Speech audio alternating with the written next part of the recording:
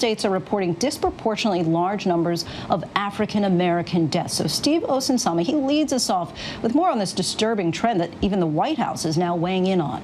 Look at Louisiana. Of the more than 500 people whose final breaths were stolen by this disease, the state says that more than 2/3 of them were black. In Chicago, the numbers fall the same. Most of the people who've gotten sick or died are people of color. Nearly 70% of all COVID-19 deaths in the city are African American.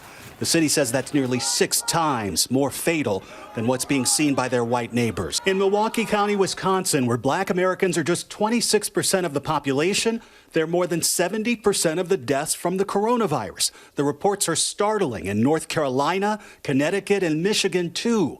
The NAACP held a virtual news conference sounding the alarm. These are shocking numbers. This shows the lack of inequity. This exposes the structural deficits that we've all known about. But when you put an accelerant like a coronavirus in the midst, African Americans are desperately impacted. There are few places in America that are keeping close track of how COVID-19 is impacting communities of color, and there are some familiar explanations for what's happening.